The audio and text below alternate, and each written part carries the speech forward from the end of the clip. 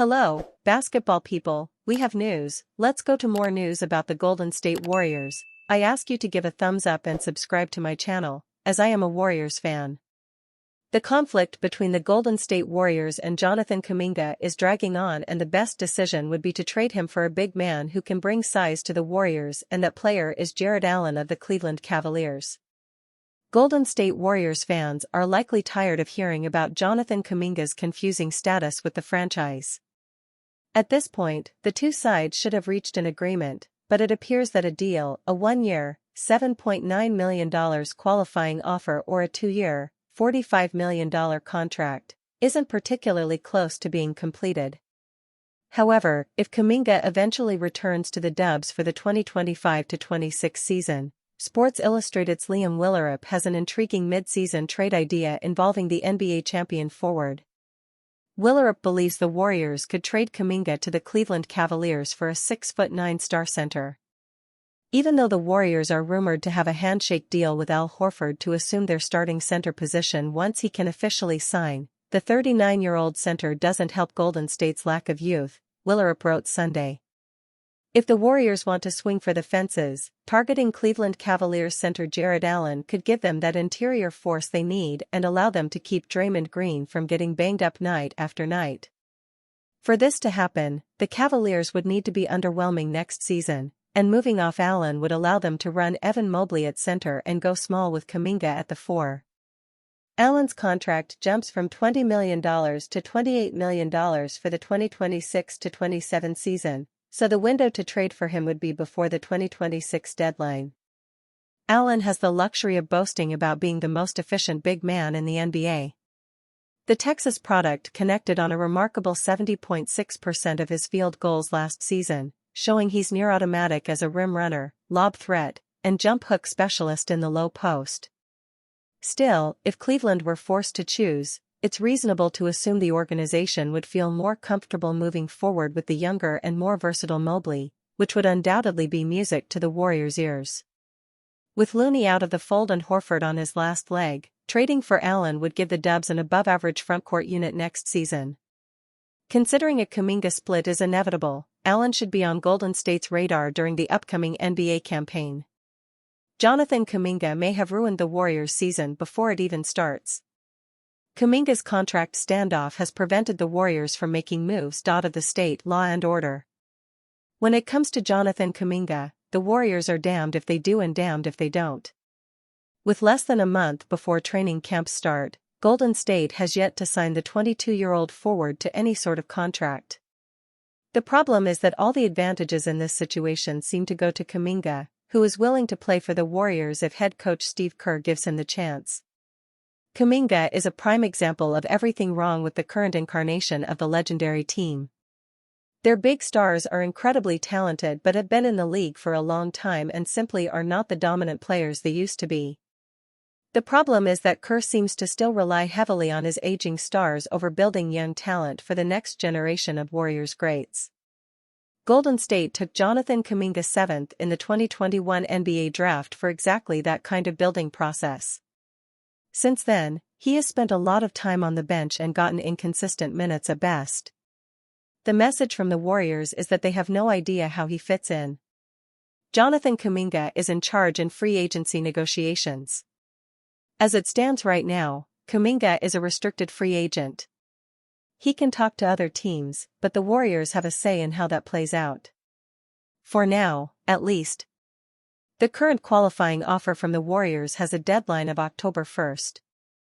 If nothing major happens between now and then, that's the contract Kuminga will end up signing, making him a Warrior for one more season. That's a huge problem for Golden State. That qualifying offer has a no-trade clause, meaning they can't move him during the season.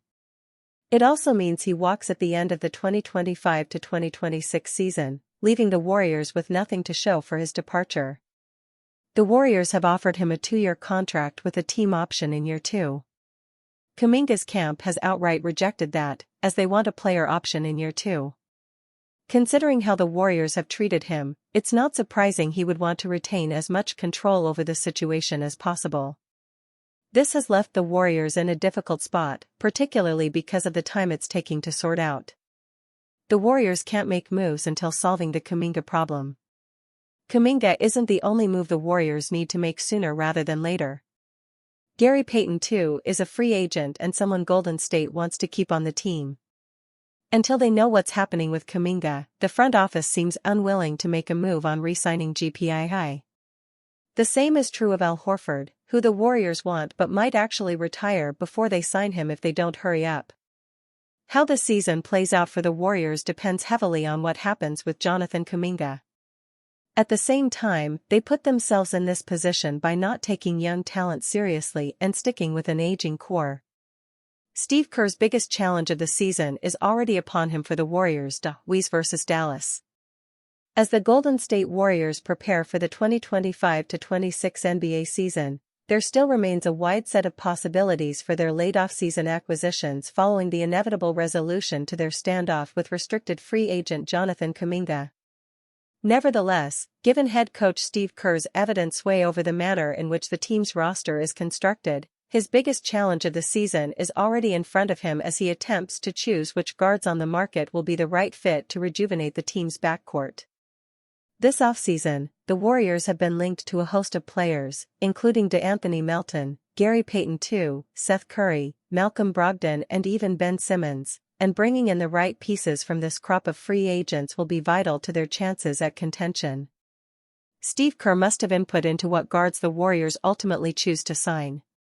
Since the start of the offseason, Golden State have been the presumed destination for veteran center Al Horford, providing them with a starting-caliber big man and an additional veteran presence in their starting lineup. Yet, apart from that, the chokehold that the Kuminga situation has placed them in has left a significant amount of uncertainty surrounding the rest of their acquisitions. While a cold market this offseason has thankfully left a number of viable veteran free agents on the market this close to the season, the Warriors are now left choosing from among players who will be available on a veteran minimum contract.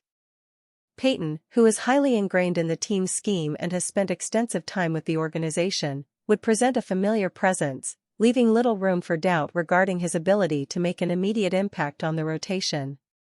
Melton, meanwhile, presents a strong defensive skill set and could even start at shooting guard for Golden State if he were to sign, granting the team additional flexibility in regards to their starting lineup.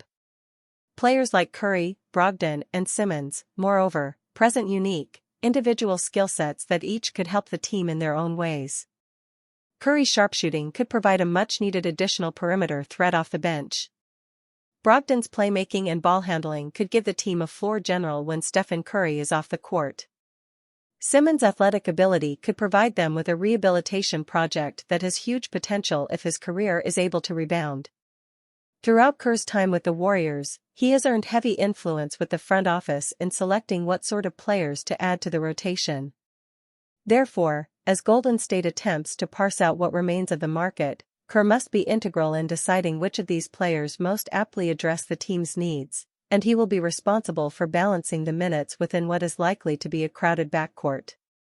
Jonathan Kuminga nightmare will gift Warriors one incredible trade silver lining ATCH snapshot, St. Louis versus Dallas. The Golden State Warriors continue to be in a free agency stalemate with Jonathan Kuminga, making the potential of the young forward accepting the $7.9 million qualifying offer more likely by the day. According to Brett Siegel of Clutch Points on Thursday, Kuminga is prepared to accept the qualifying offer if the Warriors don't move on their present offer of 2 years and $45 million with a second-year team option. Having Kuminga on the qualifying offer would be a nightmare for Golden State given it would all but seal his departure with no return as an unrestricted free agent next offseason. However, it would also bring one major silver lining that the front office, and the fanbase, could at least look forward to. Warriors can use their trade exception if Kuminga signs qualifying offer.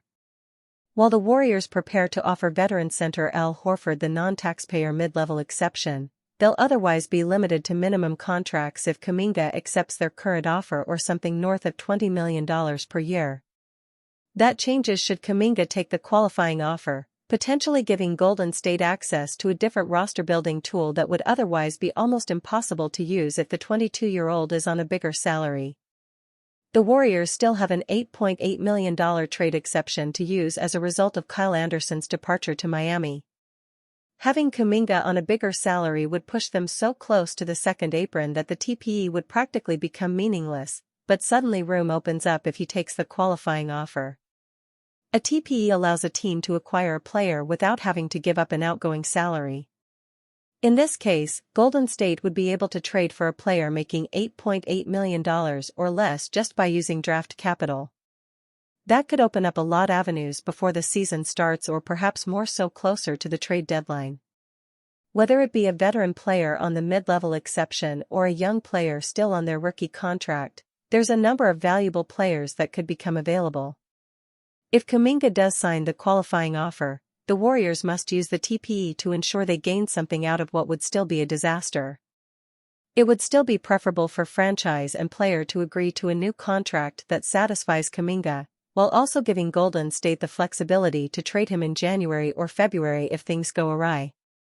Kevin Durant thought Stephen Curry was pissed off when he joined the Warriors. Kevin Durant shocked the basketball world when he decided to leave the Oklahoma City Thunder and join the Golden State Warriors in 2016. While Warriors players were overjoyed by the decision, Durant thought for a time that Stephen Curry was pissed off. A Redditor shared an excerpt from Curry's new book Shot Ready, which is set to officially release on September 9, where the Warriors superstar revealed that he was on a family vacation when the move was announced. On July 4, when he announced his decision to join Golden State, I was in Hawaii on a family vacation. Kay tried to call me before he told the world, but with the time difference from the East Coast, I was still asleep by the time he announced. Half the day, and half the news cycle, had passed before I even knew what was going on. It was around 5:38 a.m. in Hawaii when Durant made the announcement, and Curry was fast asleep. Quite a few hours had passed before he finally became aware of the decision, and that led to Durant thinking something was wrong. When the two did connect later, he told Curry that he thought he was upset about him joining. "I thought you were pissed off when you didn't call me back," Durant said. Curry had been part of the Warriors' entourage that had headed over to the Hamptons to convince Durant to join them. He would have never made that trip if he were against this move.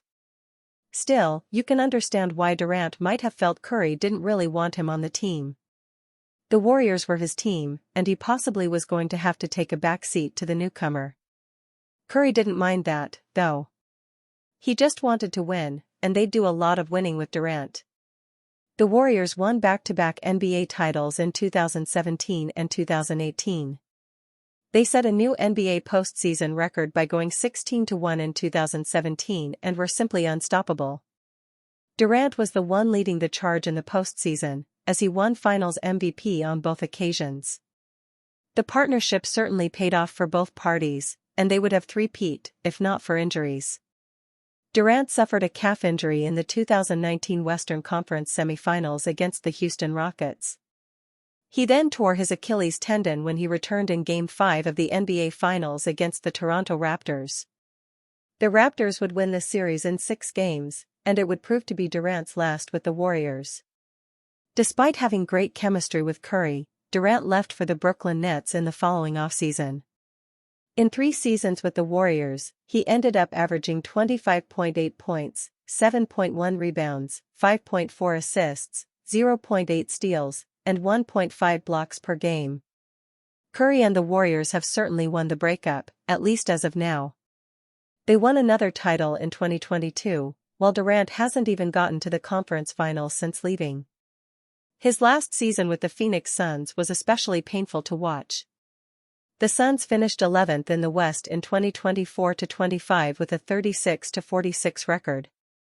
Amid their struggles, the Warriors attempted to trade for Durant, but he shut it down.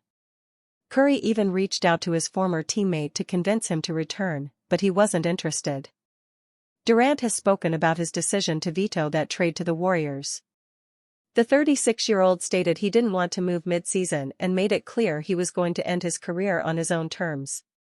Durant was ultimately traded to the Rockets this offseason, and they look like one of the best teams in the West now.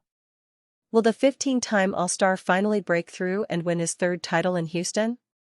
Only time will tell.